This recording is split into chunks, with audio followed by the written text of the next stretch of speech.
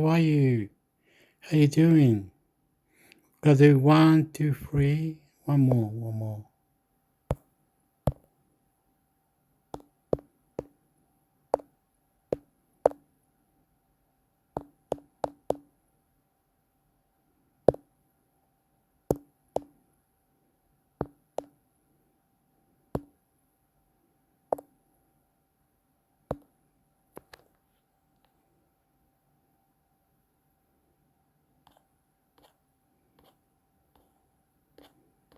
Oh, am I recording?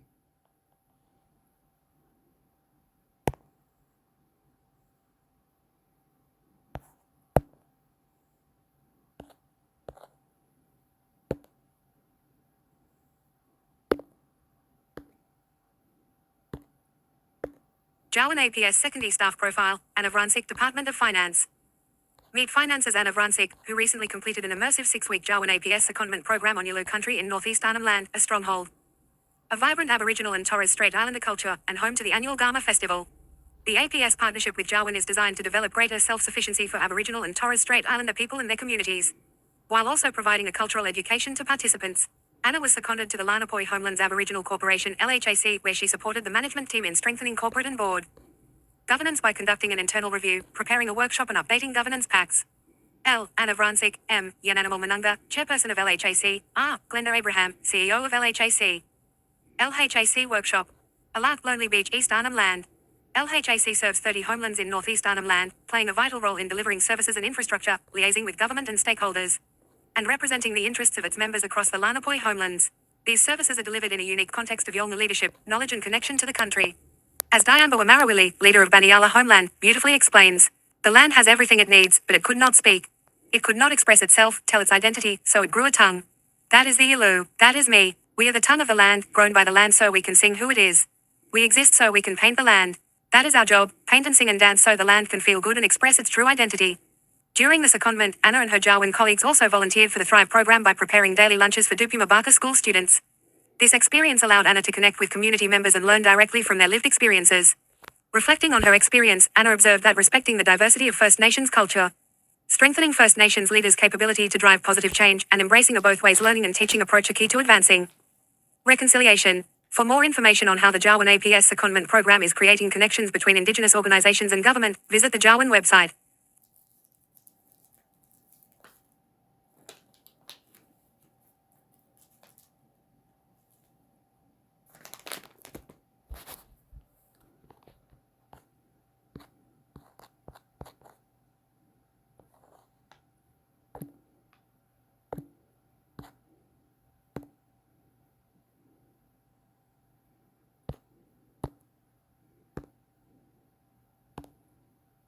Australian Government General Government Sector Monthly Financial Statements for December 2025. Department of Finance. Senator the Honourable Katie Gallagher. Minister for Finance. Minister for Women. Minister for the Public Service. Minister for Government Services. KGO 226. Friday the 30th of January 2026. Key points hash. The monthly financial statements for December 2025 report the budget position against the expected monthly profile for the 2025-26 financial year through to 31. December 2025, based on the 2025-26 estimates published in the 2025-26 budget in March 2025. The 2025-26 Mid-Year Economic and Fiscal Outlook (MYEFO) was released on the 17th of December 2025. Commencing with the January 2026 monthly financial statements, the budget position will be reported against the expected monthly profile based on the updated estimates in the 2025-26 MYEFO. The underlying cash balance for the 2025-26 financial year to the 31st of December 2025 was a deficit of $33.8 billion. The fiscal balance for the 2025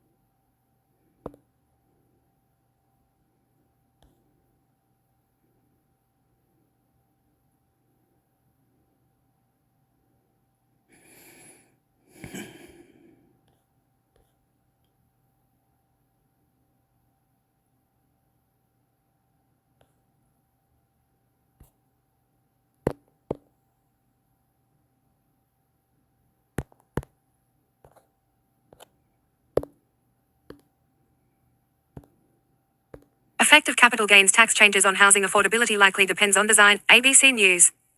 The Albanese government is seeking a new policy to address housing and has not ruled out raising taxes on property investors by changing capital gains tax rules. It's an idea Labor has tried before. At the 2019 election, it proposed halving the tax discount for property investors and other asset holders. The election was lost and the policy was dropped, but there has long been speculation about its revival. Nothing has been decided, but the focus on housing is telling. Back in 2019, capital gains tax reforms were not presented as a housing policy. Labor framed its argument around the fairness of the tax discount, since it mostly flows to those who are wealthy.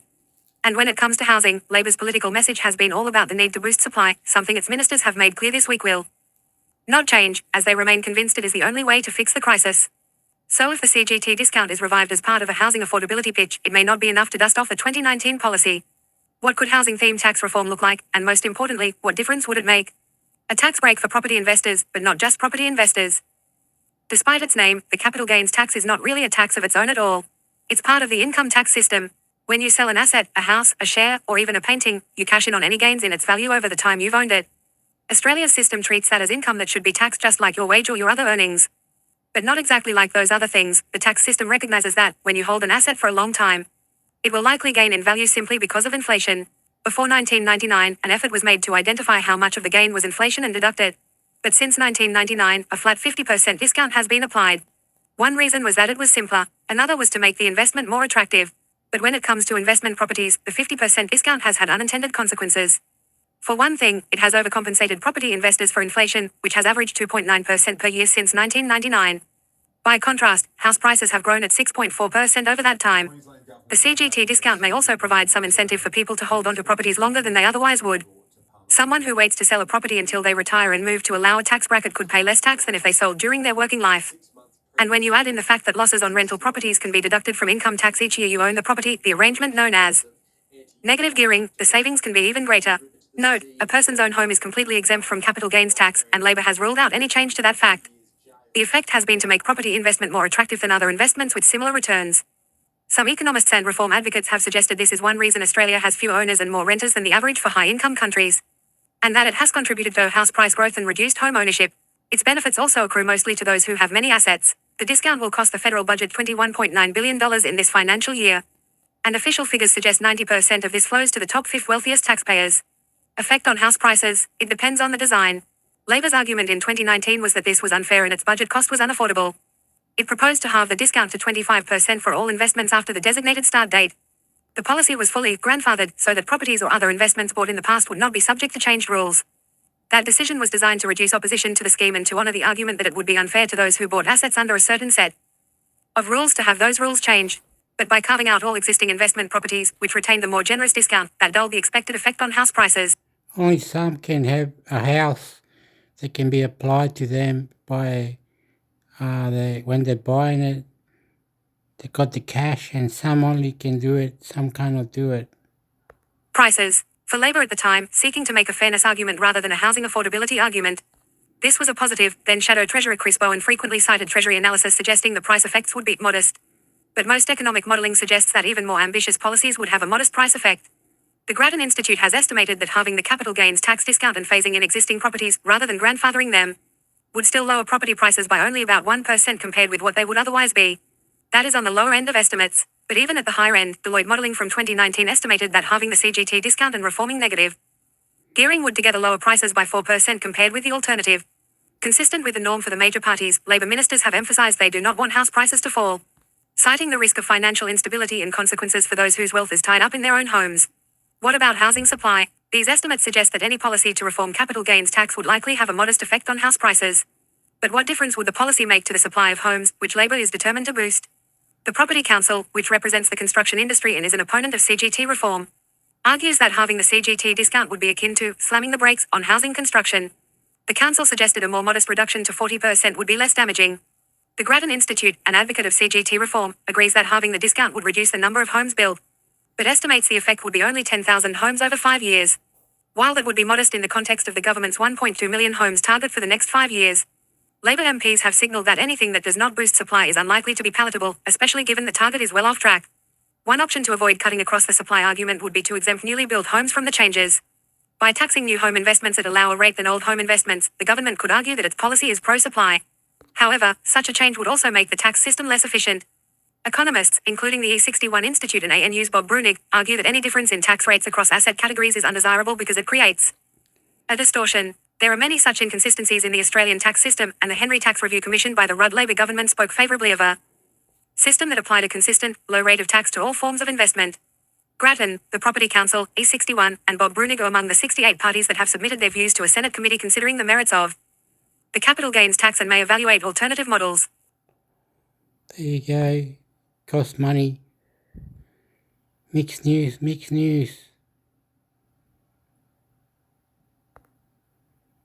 Get you another one.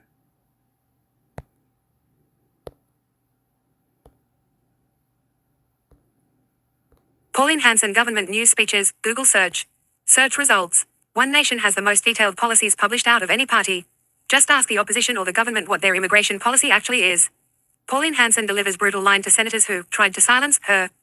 Sky News Australia. In dire straits, Jacinta Price rules out switch to One Nation. Sky News Australia. Not skilled at all, Pauline Hanson claims Australia is drowning in.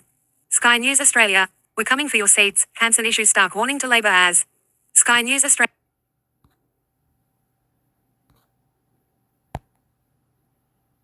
Pauline Hanson, is it?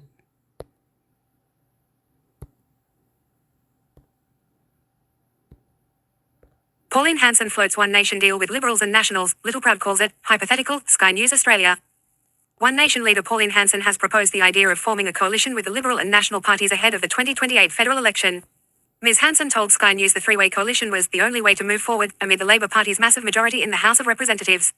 Recent modelling from Demasor found One Nation could win 29 to 36 seats at the next election, compared to 9 to 18 for the Liberal Party and 1 to 5 for the National Party. The figures dwarf in comparison with the Labor Party's massive majority of between 87 and 95 lower house seats. Threat to the National Party, Littleproud addresses, hypothetical, One Nation deal. Nationals leader David Littleproud addresses a possible deal with One Nation as hypothetical. Video player is loading. Beginning of dialog window. Escape will cancel and close the window. Text color opacity. Text background color opacity. Caption area background color opacity. Font size.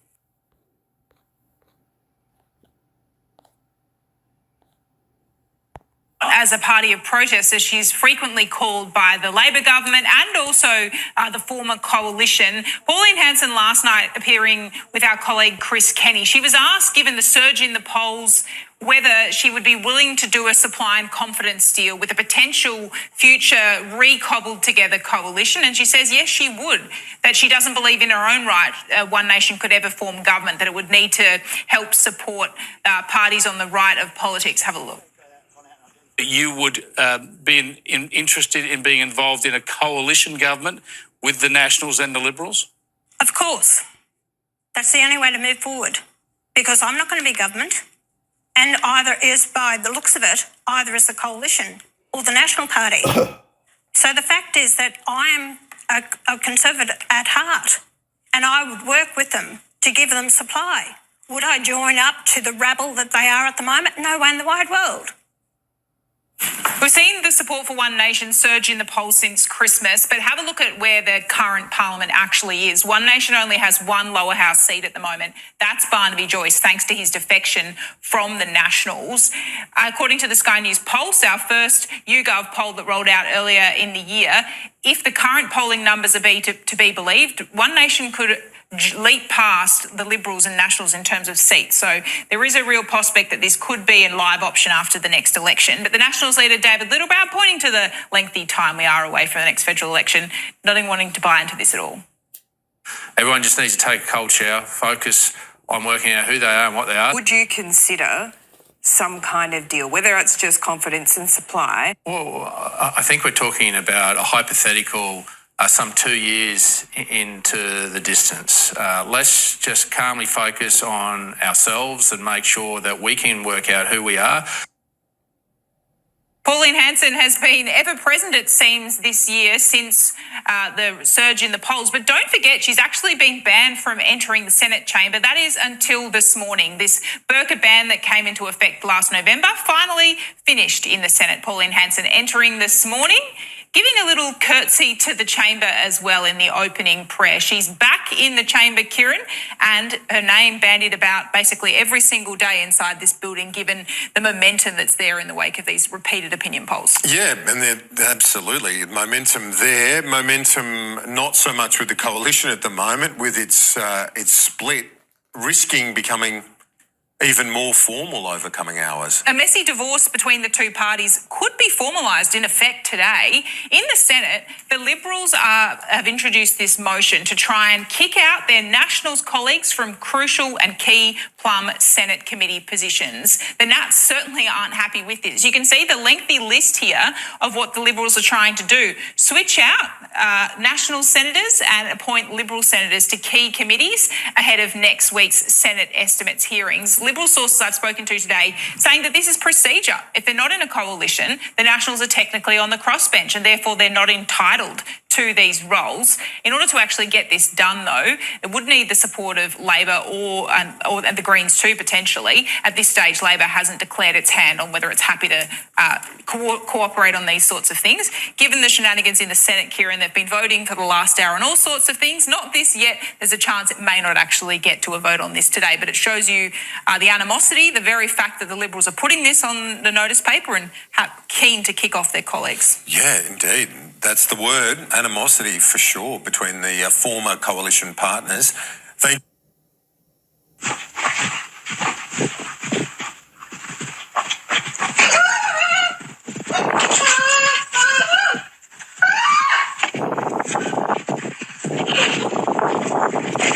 She'll stay inside. The snake. Oh, it's the snake. Get back. Get back. It's a snake.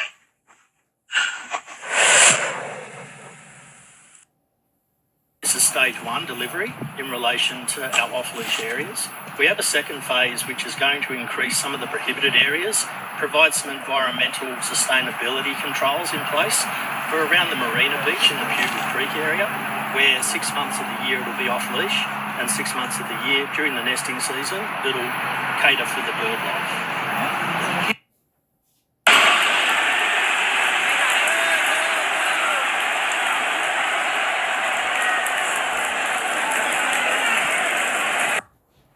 Welcome to the Turning Point USA All-American Halftime Show. And this one's...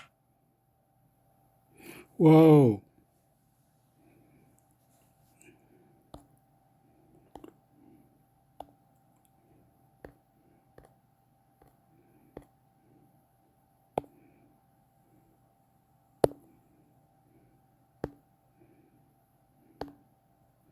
Pauline Hanson offers to form coalition government with Liberals and Nationals. News.com.au, Australia's leading news site for latest headlines.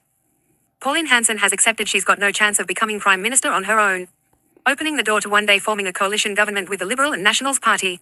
Despite beating the Liberal Party in recent polls, the brutal reality is she would need to move from having one seat in the House of Representatives via Barnaby Joyce to 76 seats to form government. That's not going to happen, a fact that Pauline Hanson is getting real about to explain the situation to voters. Asked this week if she was prepared to one day become kingmaker and govern in coalition with the Conservative parties, she said she was open to it. Of course, that's the only way to move forward, because I'm not going to be in government, she told Sky News. Chaos at Pauline Hanson movie screening. A brawl broke out and people were escorted from the more. How many properties Australia's politicians own? And by the looks of it, neither is the coalition. The fact is I am a Conservative at heart and I would work with them to give them supply. Would I join up to the rabble that they are at the moment? No way in the wide world. Senator Hanson also accused the Nationals and the Liberals of copycat politics that rip off her ideas. I tell you what, they've been picking up a lot of my policies. I see today that the National Party is now saying they'll support a cut to the beer and to the spirits tax. That was my policy, she said. It is not my fault that Labor is benefiting out of this. It's at the coalition's fault because they've failed to do their job. Have a look at their leadership, their bloody shambles.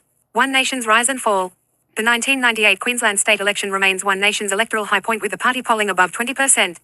As a result, One Nation picked up 11 of 89 seats, before it all fell apart amid scandals and internal disunity. A decade later, Pauline Hanson was re-elected as a senator with 3 One Nation senators, joining her despite scoring less than 5% of the first preference vote. One Nation picked up 2 seats in New South Wales and WA at the 2025 election, bringing the tally back to 4 senators. Clive Palmer offers to bankroll the Nats. Billionaire Clive Palmer has weighed in on the Liberal leadership wars, declaring the party full of WNKers and offering to bankroll rebel Nationals MPs. The big spending political chaos agent made an appearance in Canberra this week, pouring scorn for the Liberals under Sussan Ley. As the 5th wealthiest Australian and former life member of the Liberal Party and spokesman for the National Party, I can tell you. The Liberal Party is a party full of WNKers. A party full of WNKers, he said. More, exposed, where Clive really hides his billions. Politicians are like pigs. The Liberal Party has no future. The Liberal Party, with their on again, off again, on again game, means that the Liberal Party is a dead brand in Australia. Nobody cares who the Liberal leader is. As it's been said, Sussinlay could not make an impression on the cushion. The United Australia Party founder also accused Labor and the Liberals of colluding to protect their political dominance by limiting how much smaller parties and independents can raise in donations. The Liberal Party conspired with the Labor Party before the Australian people to take from Australians the right to have a fair election and to perpetuate the rules of those parties who are in power forever, he said. In relation to the Nationals, he confirmed he might consider bankrolling the party but that no decisions had been made. Well, you know that my history is that I've been a member of the National Party for 40 years on their executive as their spokesman, he said. So naturally, I now remember people in the Nationalists on a very close basis. One thing that I'll say about the National Party, it seems to be a party deep-rooted in the communities that they represent. They care about the people that they're actually representing. The Liberal Party, to me, just doesn't have a policy. It doesn't know why it's standing. I've talked to the Nationals, you know, not with David Littleproud on leadership, just with members I've known for years. But before you can talk about funding support or anything, you've got to know what you're going to do. Read related topics, Pauline Hanson. She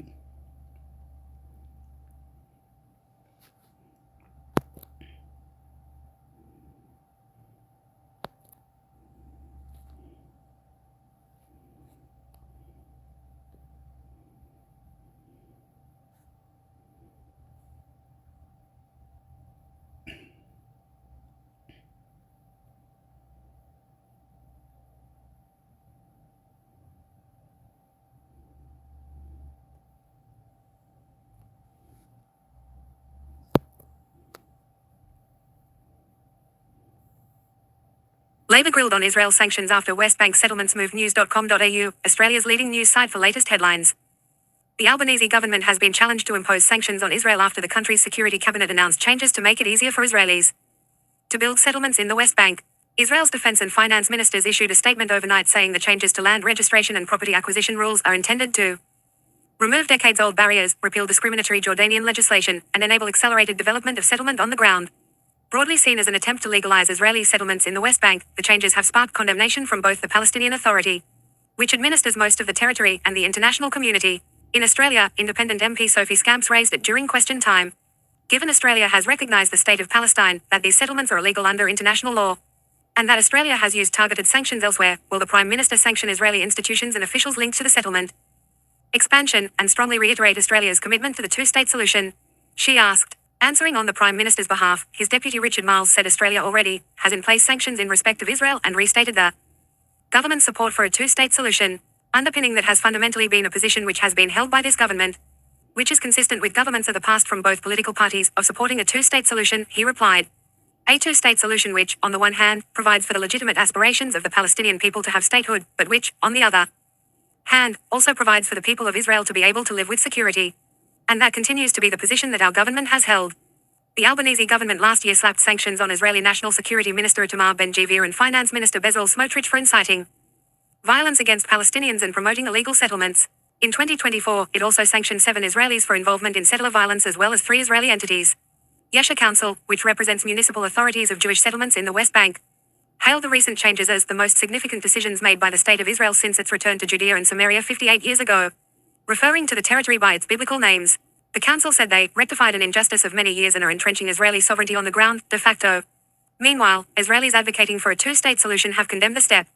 Netanyahu promised to topple Hamas in Gaza, but in practice he chose to topple the Palestinian Authority, to annul the agreements Israel signed, and to force a de facto annexation on us, in total opposition to the will of the nation, Israel's interest, and the clear position of President Trump, Israel's Peace Now group said. Dr. Scamps' question came as Israeli President Isaac Herzog visits Australia to mourn the 15 innocents killed in the Bondi terror attack. In responding to her, Mr. Marles said it was important to acknowledge Mr. Herzog's visit. It's an important visit on its own terms in respect of the bilateral relationship between Australia and Israel, he said. But obviously, in the context of the tragedy of the Bondi massacre, his presence in Australia today is very significant for our nation, and particularly for our nation's Jewish community. And in that respect, the President of Israel is here today and during this week as an honored and welcome guest. And he is so utterly consistent with the position that this government holds in supporting a two-state solution.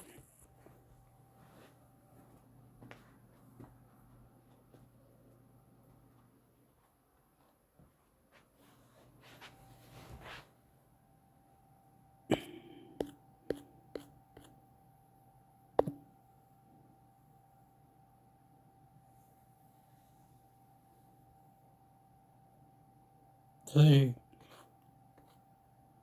As laid a wreath at Bondi after meeting the families of the victims and survivors of the terrorist attack.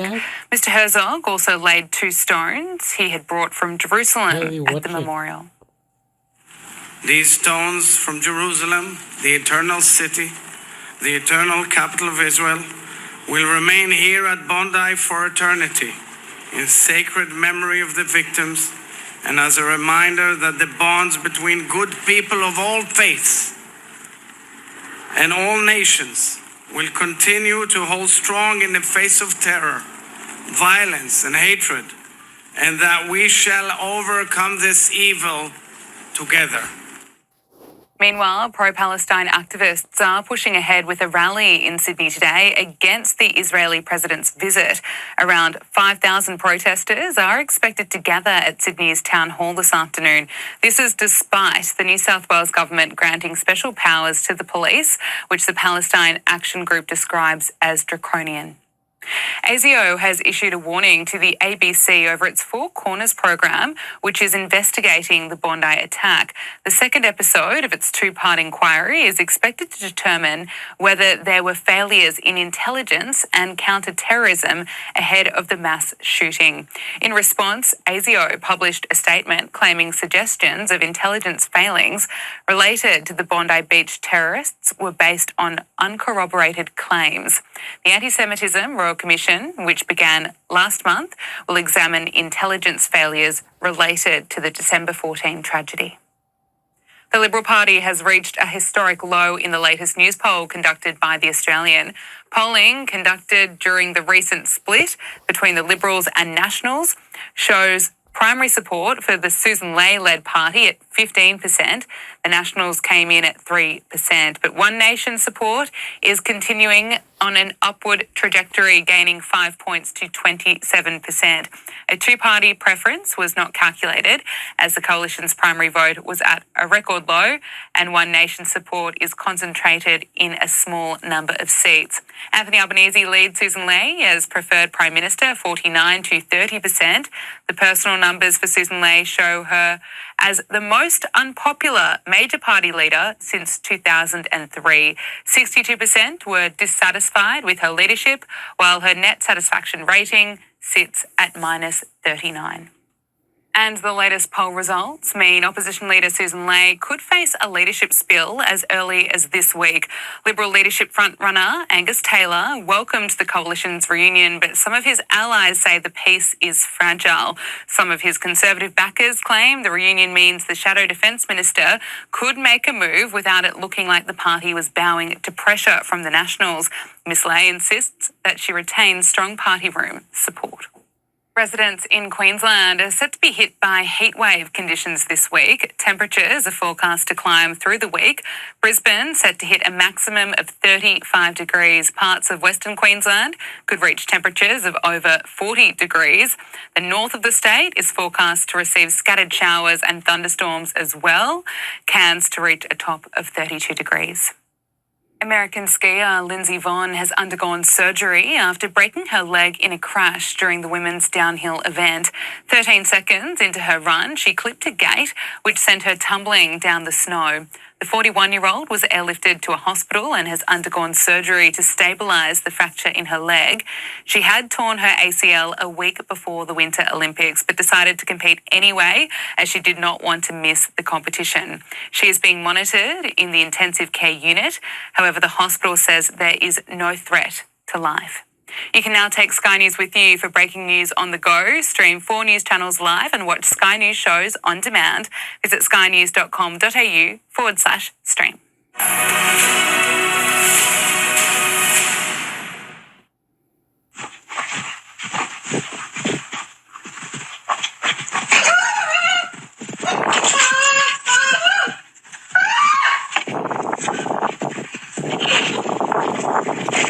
She'll stay inside. The snake. Oh, it's the snake. Get back. Get back. It's a snake.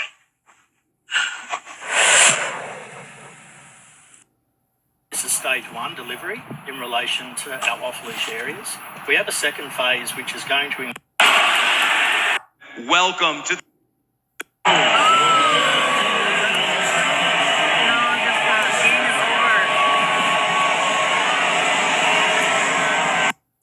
I'm Sarah, Body and Souls Online. Hey. Come on, Ozzy. All right, I'll see you boys later. How many migrants should we be taking in every year? They should be saying, how many houses have you got free? How many hospitals are working well? How many schools are not crowded? Do you need unemployed people having babies, or do you need builders? We can absorb this many people. What happened was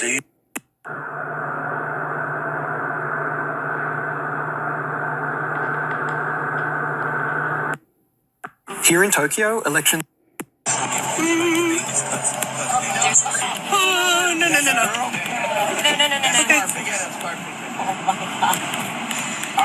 Real. Oh my goodness. Stay home if you can. It's crazy out here. Okay.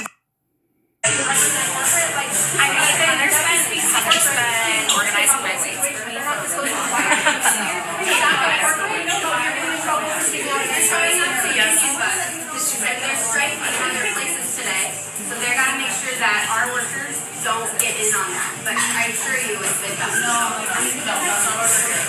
Why are we here? Why are we here? We don't need somebody to open the door for us.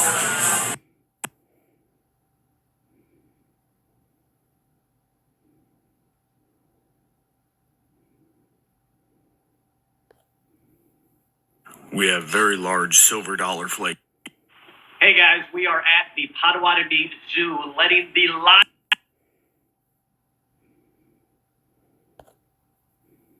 If your girls.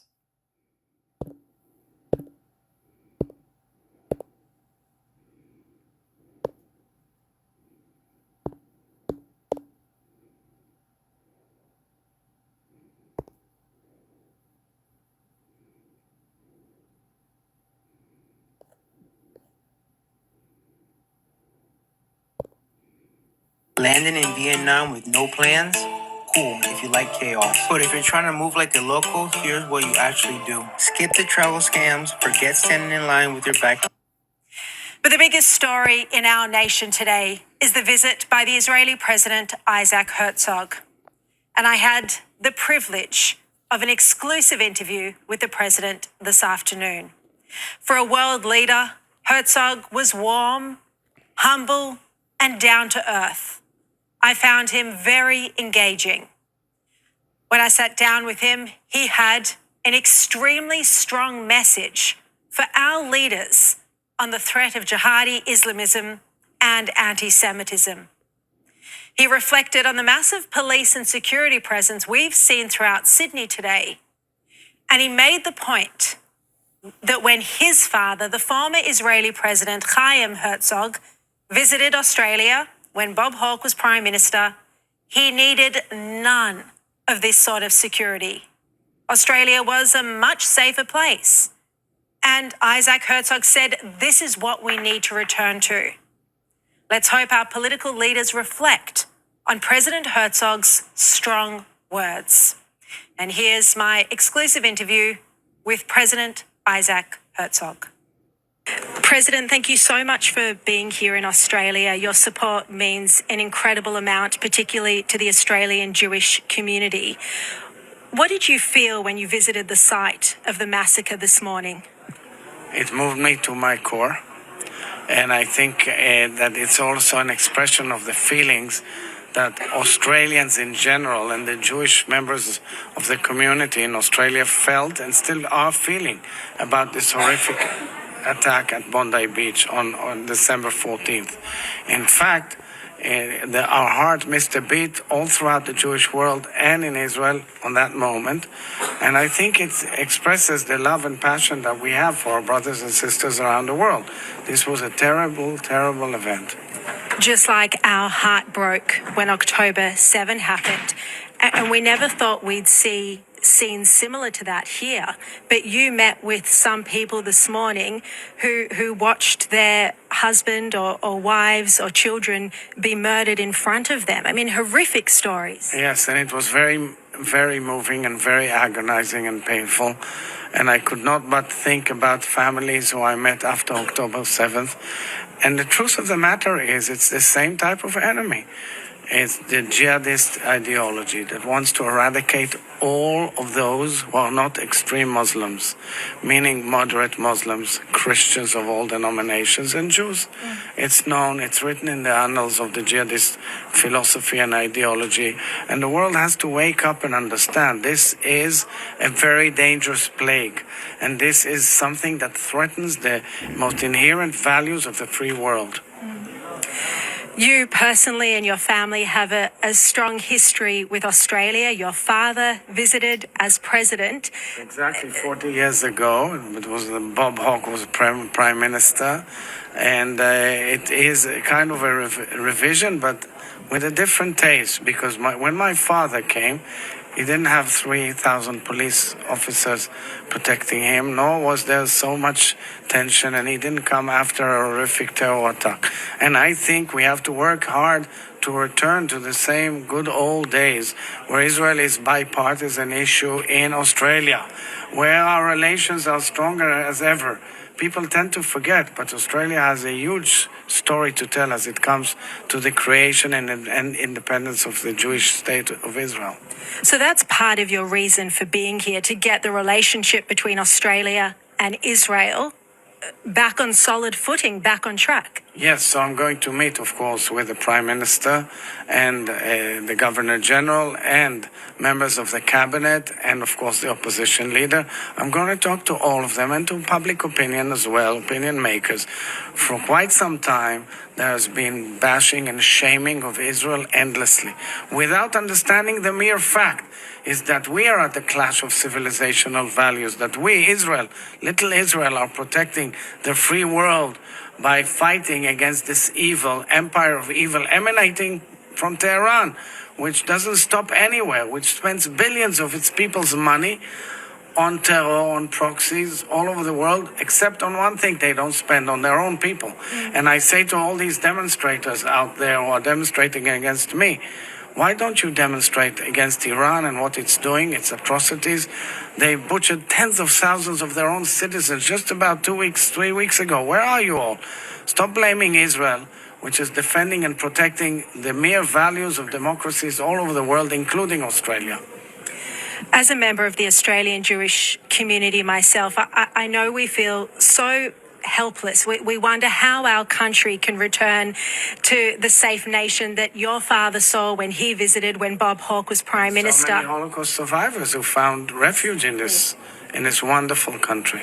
What's your advice for how, as a nation, not only our leaders, but also our leaders, but how as a nation we now defeat this anti-Semitism? It starts with education from little age, from primary schools, from kindergarten, all the way up to adjudication and legislation and taking hard steps.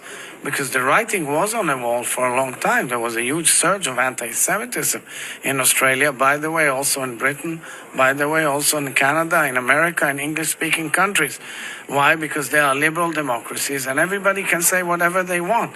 But when somebody blocks the streets endlessly and chanting from the river to the sea, that means he's undermining my people's right, inherent right for their own nation state, for their self-determination, for the state of Israel. It's very simple, and that cannot be allowed, because that's anti-Semitism, by the way. President, I'm really grateful and honoured to have your time. Thank you very much. Thank you very much, and I'm honoured to be here in Australia. It's wonderful to have you. Thank you for your visit. I swear, try this gelatin trick using 3 ingredients from your fridge door and get ready to lose 3 pounds per day. I'm going to teach the recipe one last time in the next 30 seconds, so pay close. Oh, he's finished. This one's finished, man.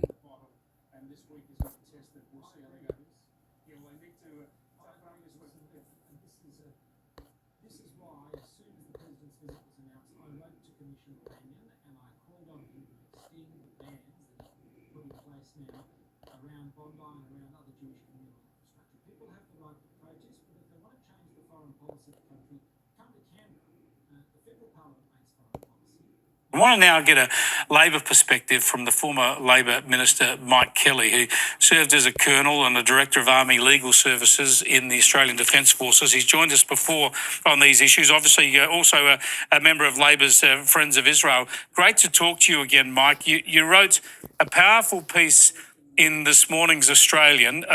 You talked about the rank hypocrisy we're seeing in opposition to President Herzog's visit. You must be very distressed by the Labor Party, which has been a strong ally of a supporter of Israel's over many decades. And of course, Isaac Herzog is a former Labor MP in Israel. You must be astonished by the treatment that's been meted out to him by your own former colleagues. Well, and the Prime Minister invited President Herzog to Australia. But yes, it's just sickening, really, when you think about Herzog being a true Labor man and a person who's fought for gay rights and action on climate change, and he's worked hard to build bridges of peace to surrounding Arab neighbours. He's a person who actually served as a minister trying to serve the interests and benefits of the people of Gaza, and of course supports the two-state solution.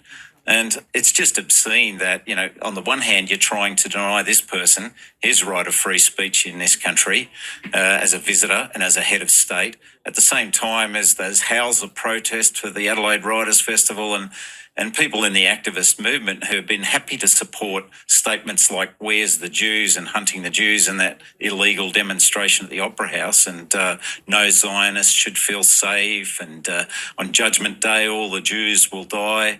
All that stuff's apparently okay.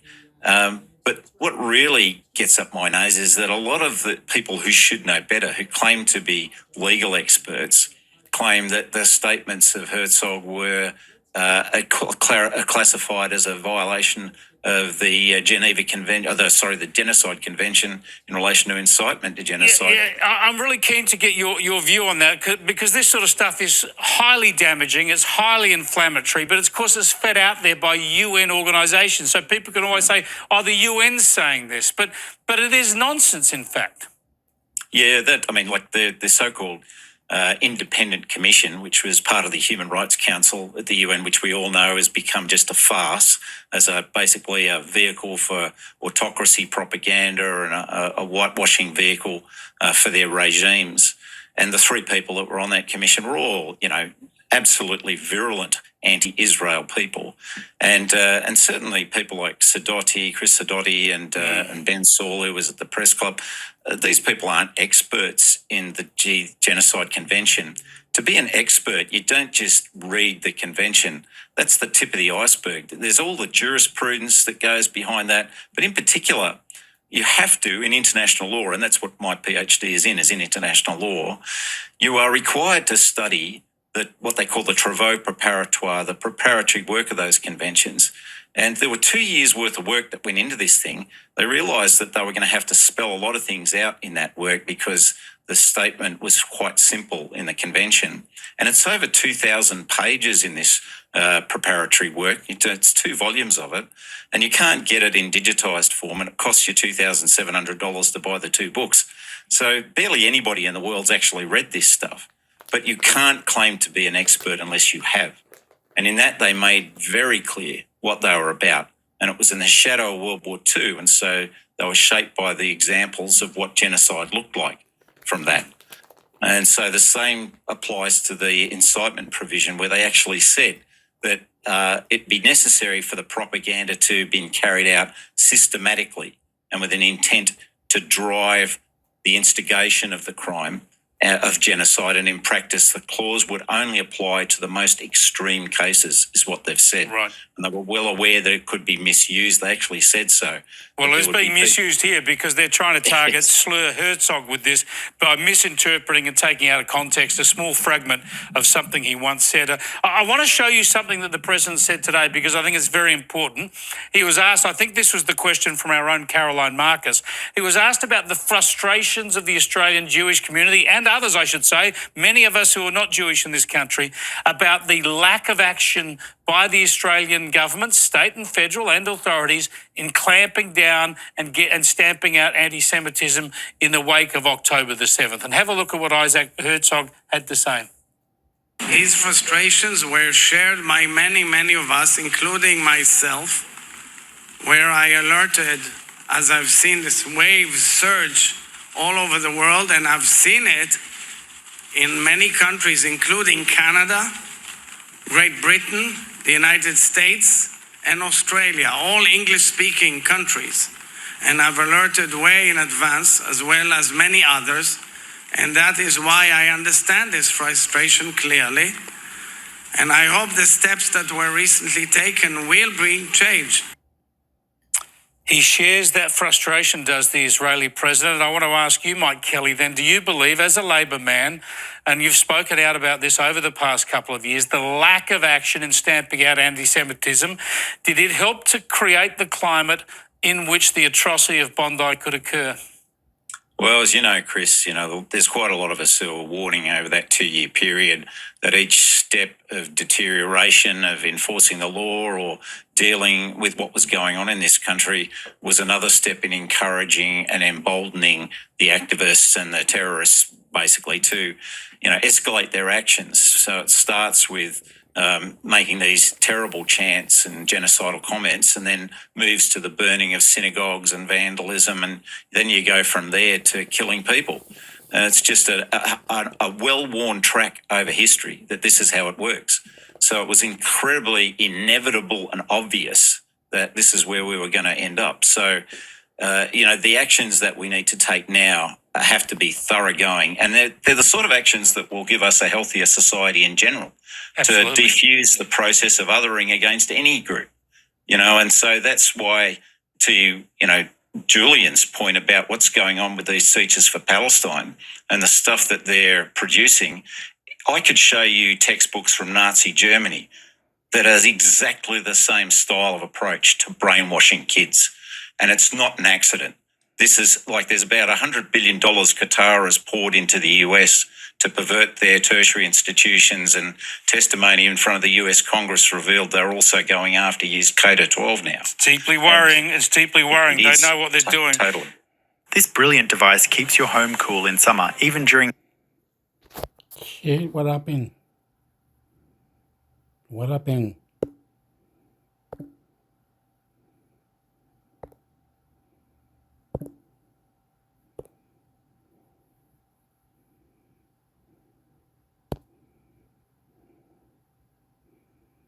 This brilliant device keeps your home cool in summer, even during heat waves and power outages. It's smaller than a lunchbox. Cool. Oh, it's finished, is it?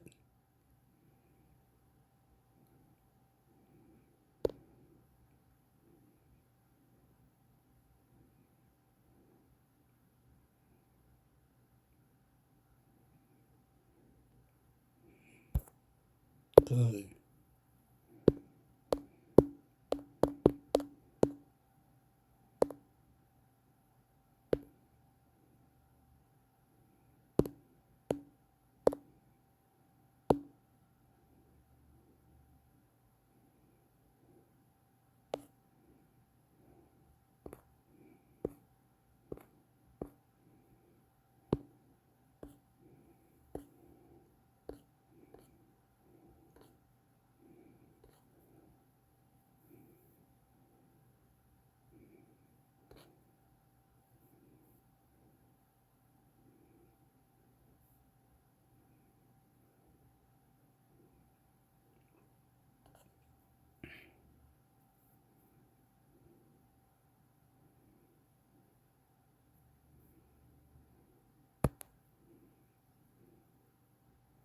And let's bring in now from Canberra Liberal Senator Dave Sharma. Dave, good to see you.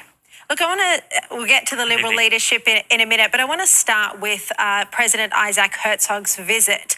We've seen these violent clashes on the streets of Sydney tonight. This is despite some 3,000 police being deployed.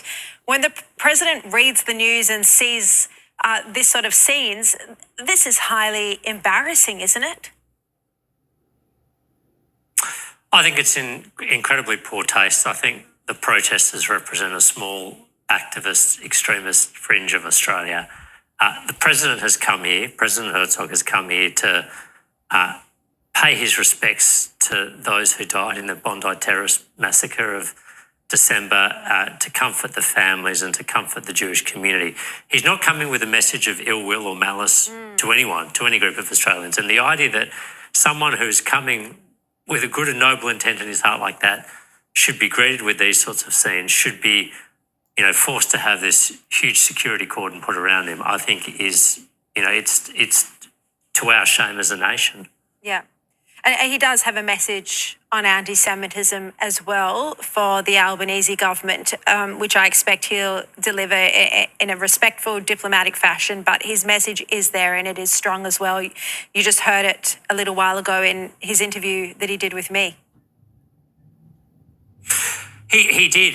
He's got a very strong message. I mean, he rightly makes the point that anti-Semitism has been rising significantly in recent years, including in Australia and other Western nations, that in many respects, the Bondi terrorist attack took place in a climate of heightened anti-Semitism, that the government and the people in our institutions did not do enough to prevent and confront and deal with. And I hope that attitude is changing now. And I think he's brought an important message to us and to our nation to hold us to account, to make sure that something like Bondi doesn't happen again, that no religious community or any community in Australia is made to feel as unsafe and unwelcome as the Jewish community has had to endure these past 2.5 years. Yeah, exactly. Well said. Now, we saw, as we've been discussing, the coalition primary vote has crashed to 18% in today's news poll. Is it now time for a new Liberal leader?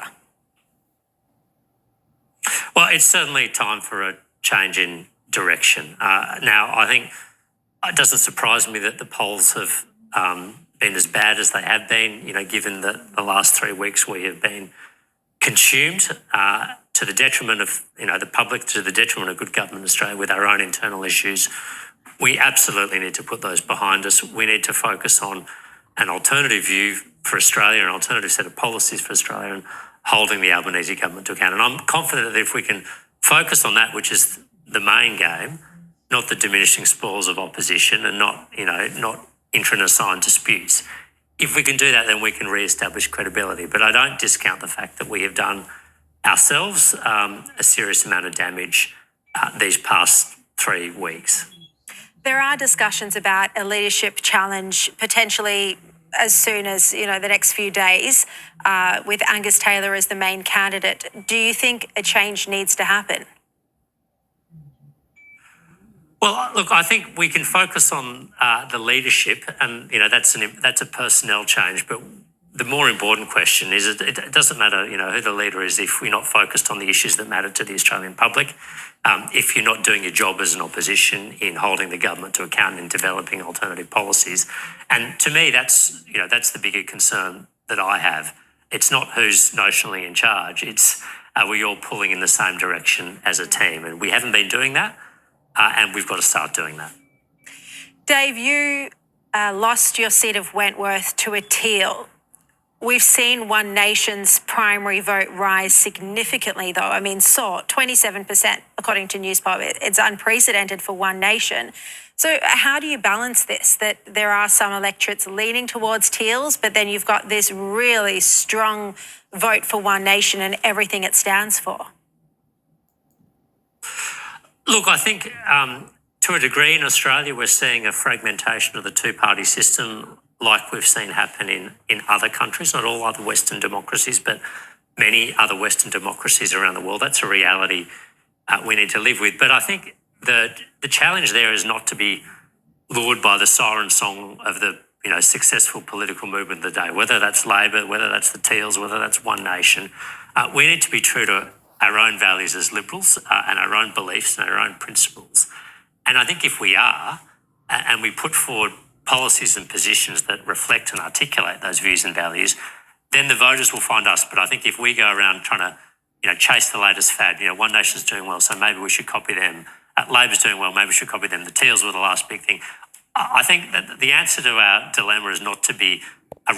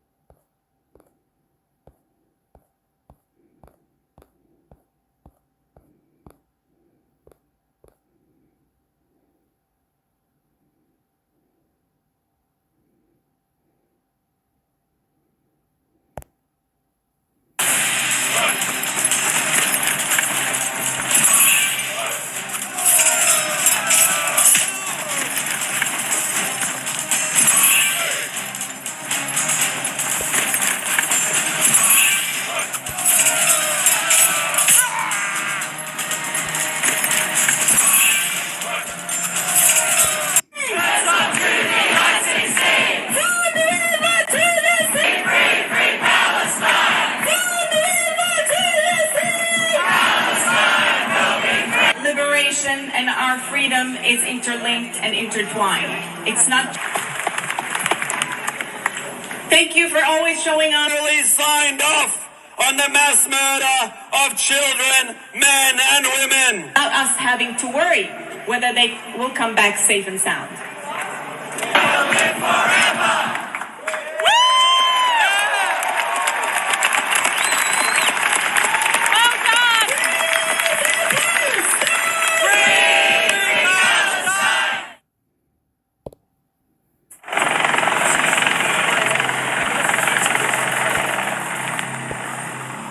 Almost 2 months after an attack at Bondi Beach that nobody was prepared for, there was no opportunity for surprises during the visit of Israel's head of state. We were shaken to our core when we first heard about the Bondi Beach attack. Our heart missed a beat, like all Israelis and all Jews.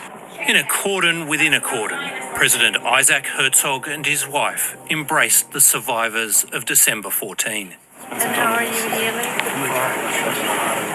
He offered Israel's solidarity with Australia and a warning. Anti-Semitism here in Australia is not a Jewish problem.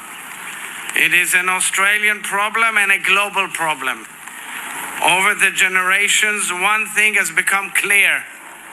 Hatred that starts with the Jews never ends with the Jews.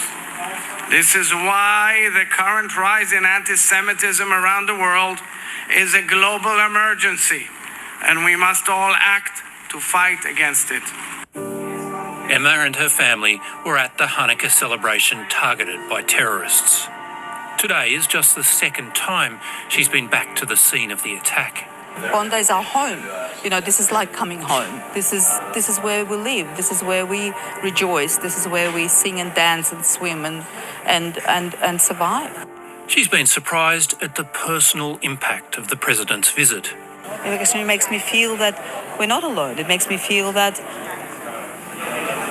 we're part of something bigger, and listening to his warmth and his kind words about the Australian Jewish population and the Australia itself and how we can salvage the relationship makes me feel very optimistic.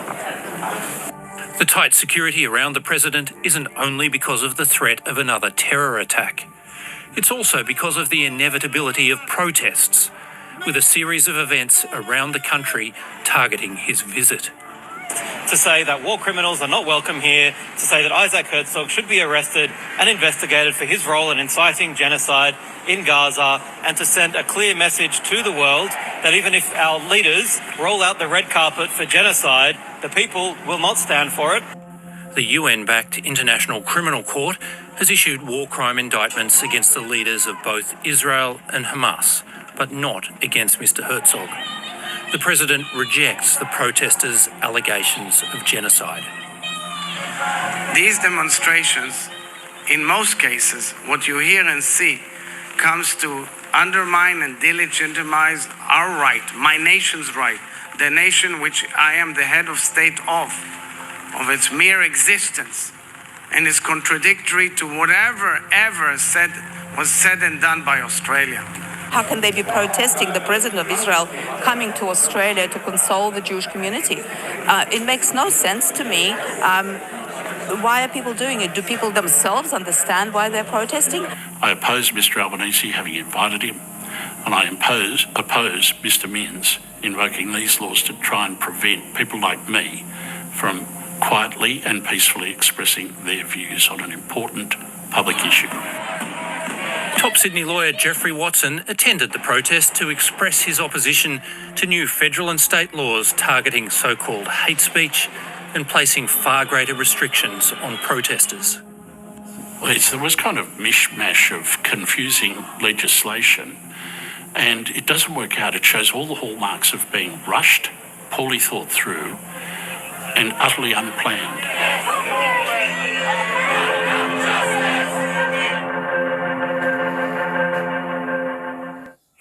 Adam Harvey joins me now from the protest in Sydney. Adam, can you describe what's happening around you now? Well, the main part of the protest is over now, Sarah. We've got smaller groups that are, I suppose, pushing towards the fringes of this box that we're in at Sydney's Town Hall. the last few minutes, people have, I suppose, taken the light rail line, which is the protesters had originally planned to move up to Parliament House, but so far they're just staying here in this block. It has been a very peaceful protest until now, with a little bit of argy-bargy, I think, as people express their frustration at being boxed into this zone, about not being able to move up to where they'd originally planned to go. So explain that, Adam. Obviously, the protesters lost their challenge in court this afternoon. What impact did that have on the nature of the protest? Well, I suppose it made it much less fluid than the protesters had wanted. The protest organisers had wanted to be able to move to Parliament House to, I suppose, be a little bit more disruptive, to make their presence felt. They haven't been able to do that because of this court decision today. They face the prospect of much bigger fines if they do move outside of this area that's been reserved for protesters. So yeah, the effect of those rules is to make these protests less fluid, less dynamic. And Adam, when you're talking to people attending the protest, what do they tell you about why they are there, what they're hoping this protest will achieve?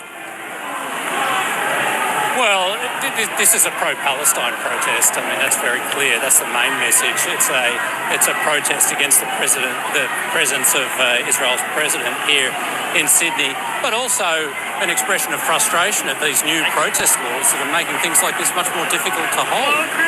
So there are two elements here. It's as you can hear, the frustration, the anger at inviting the Israeli president here, and the change in these protest laws. And just, Adam, can you tell me what that language is they're using there? I can't hear it perfectly clearly. It's that war criminals aren't welcome here. They say that President Herzog is a war criminal and he should be arrested. Now that would be very difficult to do since there aren't any charges from the ICC against Herzog. But that's the call anyway. Adam Harvey, thanks very much for the update. I appreciate it.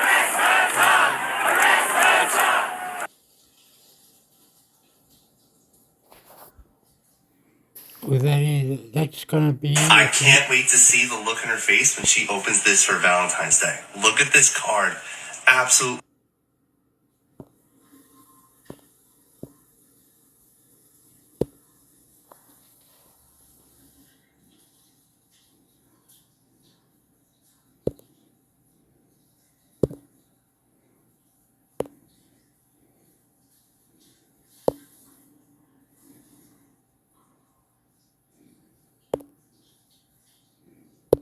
Defense is it.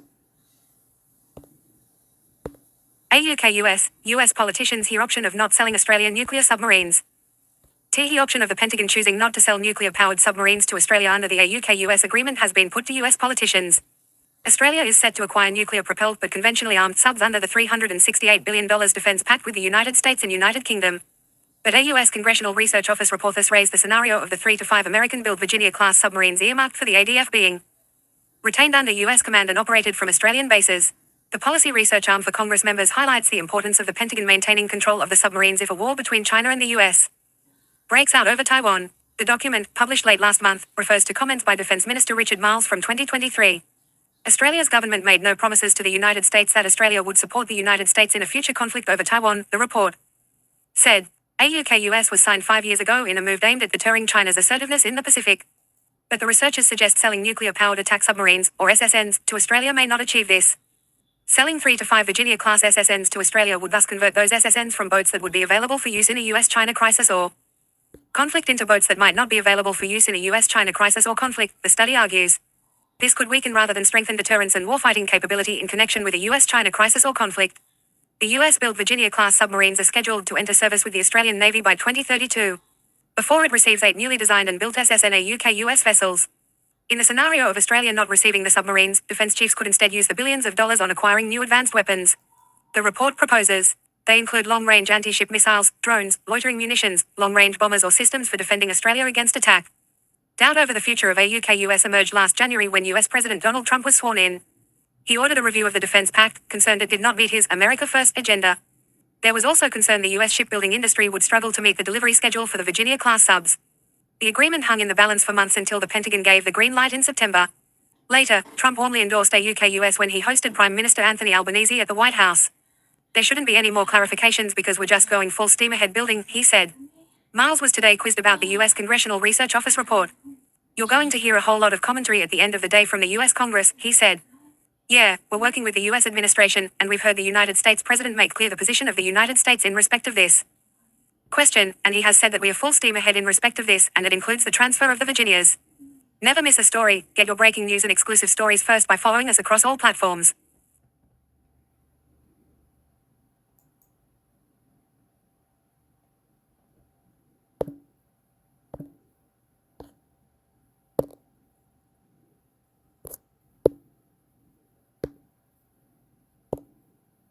Australian military to offload historic Victoria barracks, islands and golf courses in $1.8 billion real estate fire sale. Dozens of underused or vacant Australian Defence Force ADF sites, including the Australian military to offload historic Victoria barracks, islands and golf courses in $1.8 billion real estate fire sale. Dozens of underused or vacant Australian Defence Force ADF sites, including the Victoria barracks in Sydney, Melbourne and Brisbane, have been eyed for a nearly $2 billion fire sale to fund military equipment and infrastructure upgrades. Around 3,500 hectares of defence property and land will go under the hammer, with islands, rifle ranges, offices, golf courses and high-profile barracks set to be divested. Defence Minister Richard Marles said the government was headed for the most significant reform to Australia's defence estate in our nation's history. The heritage of these properties does not belong to the Australian Army or, for that matter, the Australian Defence Force.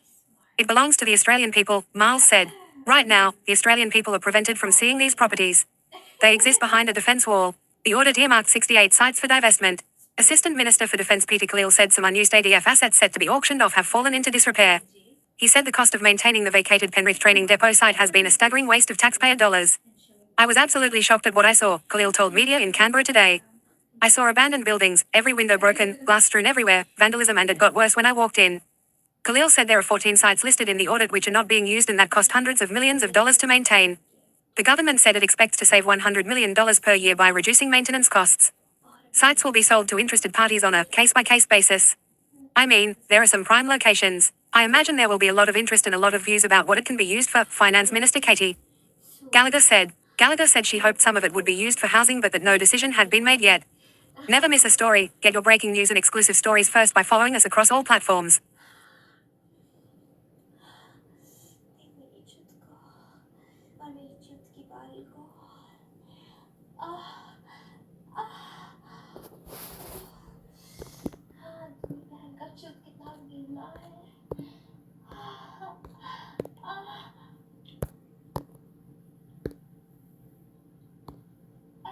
Donald Trump warns Iran, time is running out for nuclear deal as Iranian rial plummets again. US President Donald Trump has fired off an extraordinary warning to Iran, threatening to attack with speed and violence as an American armada makes its way to the Middle East. Trump took to his preferred Truth social media site to demand Iran make a deal and said the consequences if they didn't would be worse than the US bombing of its nuclear facilities last year during the country's 12-day war with Israel. Hopefully Iran will quickly come to the table and negotiate a fair and equitable deal, no nuclear weapons, one that is good for all parties, he wrote. Time is running out, it is truly of the essence. Iranian officials have reached out to the wider Middle East over the threat of a possible US military strike. As the value of the country's currency reaches a new low a month since the start of protests that spread nationwide and sparked a bloody crackdown. But America has moved the USS Abraham Lincoln and several guided missile destroyers, which can be used to launch attacks from the sea, into the region. Iran's currency, the rial, fell to a record low of $1,600,000 to $1 United States dollar, $1.43 according to local currency traders. On Tuesday, the rial fell to $1,500,000 rial to $1 United States dollar. Economic woes had sparked the protests that broadened into challenging the theocracy. It remains unclear what US President Donald Trump will decide about using force, though he laid down two red lines, the killing of peaceful demonstrators and the possible mass execution of detainees. The protests saw at least 6,221 people killed as Iran launched a bloody crackdown on the demonstrations, with many others feared dead, activists said Wednesday. Iran's mission to the UN was quick to respond to Trump, posting on X that Iran stands ready for dialogue based on mutual respect and interests, but if pushed, it will defend itself and respond like never before. Iran's state-run media, which now only refers to protesters as terrorists, remains the sole source of news for many as Tehran cut off access to the global internet some 3 weeks ago. But Iranians have become angry and anxious, seeing footage of protesters shot and killed while worrying about what may happen next as the economy, the original focus of the protests, sinks further. I feel that my generation failed to give a better lesson to younger ones, said Mohammad Haidari, a 59-year-old teacher in Tehran. The result of decades of teaching by my colleagues and me led to death of thousands and maybe more injured and prisoners. Rapid diplomacy between Iran, Arab nations. Egypt's foreign ministry said its top diplomat, Badr Abdulati, separately spoke with Iranian Foreign Minister Abbas Araghchi and U.S. Middle East envoy Steve Witkoff to work toward achieving calm in order to avoid the region slipping into new cycles of instability. The statement offered no details, though Iranian state media quoted Araghchi as saying third-party mediators had been in touch. Witkoff, a billionaire real estate developer and Trump's friend, had earlier negotiated over Iran's nuclear program. There was no immediate acknowledgement from the White House of the call. The Turkish foreign minister also spoke by phone with Araghchi about reducing regional tensions. Turkish officials have expressed concern that intervention in Iran could spark instability or trigger a refugee influx. Meanwhile, Saudi Arabia's Crown Prince Mohammed bin Salman held a call with Iranian President Masoud Pezeshkian, saying the kingdom would not allow its airspace or territory to be used for any military actions against Iran or for any attacks from any party, regardless of their origin. That follows a similar pledge by the UAE. Both Saudi Arabia and the UAE host US air assets and troops. Both also have faced attacks in the last decade. A 2019 assault believed by the West to have been carried out by Iran briefly halved Saudi oil production. The UAE faced several attacks claimed by Yemen's Iran-backed Houthi rebels in 2022. However, America's biggest base in the region is Qatar's vast Al Udeid Air Base, which serves as the forward operating headquarters of the U.S. military's Central Command. Both Araghchi and Ali Larijani, a top Iranian security official, held calls with Qatar's Prime Minister Mohammed bin Abdulrahman Al Thani. Qatar acknowledged the calls but offered few specifics on what was discussed. Iran attacked Al Udeid in June in response to Trump sending American warplanes to bomb Iranian nuclear enrichment sites during the war last year. Qatar acknowledged the calls but offered few specifics on what was discussed. Iran attacked Al Udeid in June in response to Trump sending American warplanes to bomb Iranian nuclear enrichment sites during the war last year. Our position is exactly this: applying diplomacy through military threats cannot be effective or constructive, Araghchi told journalists Wednesday outside of a cabinet meeting. If they want negotiations to take shape, they must abandon threats, excessive demands and the raising of illogical issues. Negotiations have their own principles. They must be conducted on an equal footing, based on mutual respect and for mutual benefit. Activists offer new death toll. While the protests have been halted for weeks after the crackdown, information trickling out of Iran via Starlink satellite dishes is reaching activists who have been trying to tally the carnage. On Wednesday, the US-based human rights activists news agency, which has been accurate in multiple rounds of unrest in Iran, said the at least 6221 dead counted included at least 5858 protesters, 214 government-affiliated forces, 100 children and 49 civilians who weren't demonstrating. More than 42,300 have been arrested, it added. The group verifies each death and arrest with a network of activists on the ground in Iran.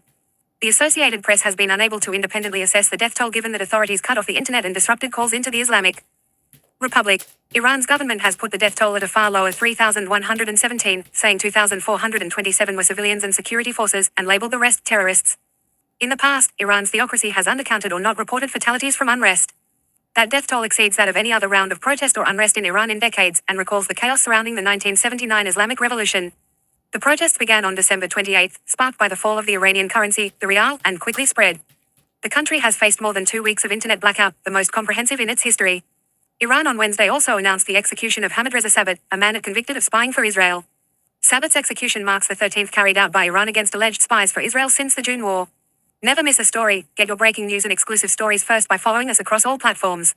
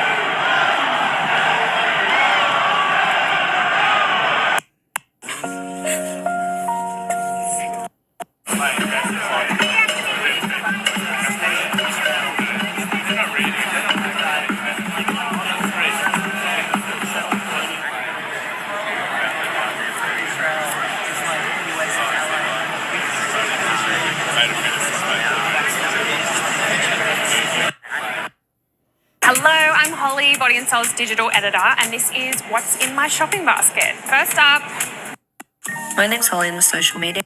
Hi, I'm Jess. I'm the news writer at Body and Soul, and this.